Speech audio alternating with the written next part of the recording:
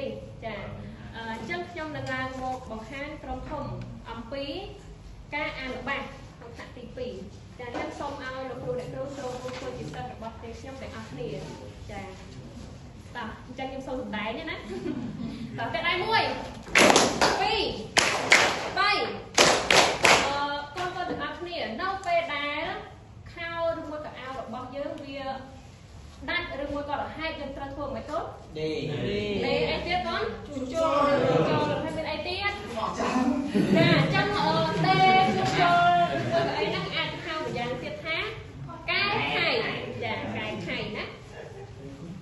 ចាអញ្ចឹងអ្នកគ្រូមានល្បះមួយដើម្បីបង្ហាញកូនទាំងអស់គ្នាណា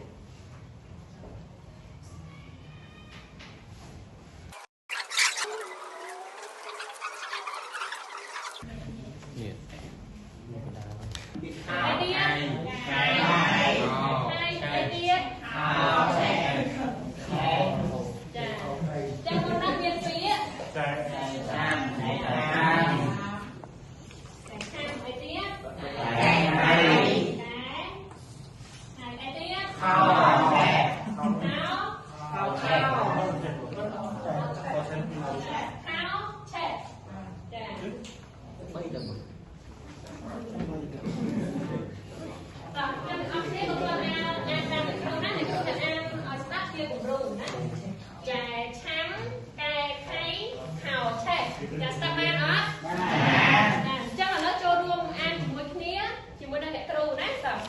ចាចាំកែខៃខោឆែចាតើឥឡូវកូនអានដោយខ្លួនឯងចាចាំកែខៃខោឆែចាអរណាស់តើកូនទាំងអស់គ្នានៅពេលដែលកង់ឬមួយក៏ម៉ូតូរបស់យើងខូចយើងត្រូវធ្វើម៉េចកូនចាយកទៅធ្វើដើម្បីយកមកជីកបានវិញមែនអត់ចាហើយកូននៅផ្ទះដែលធ្លាប់កែខៃអីអត់ធ្លាប់អត់ចាធ្លាប់អត់តើឥឡូវកូនទាំងអស់គ្នាយកបាក់សិភៅមួយក្នុងទំព័រទី2បន្តមកយើងអានជាដៃគូណាតែអានជាដៃគូនេះឃើញទេនេះទំព័រទី2តែអានជាដៃគូដោយម្នាក់ចង្អុលម្នាក់ទៀតអានតោះមកយើងផ្លាស់ប្ដូរគ្នាឲ្យបានមក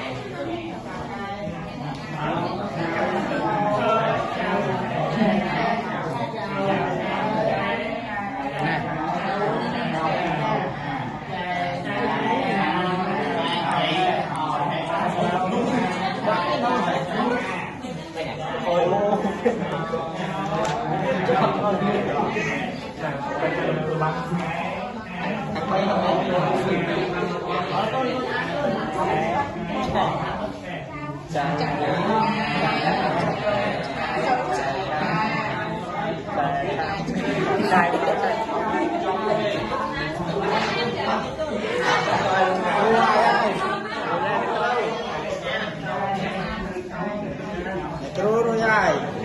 ចាប់ហើយ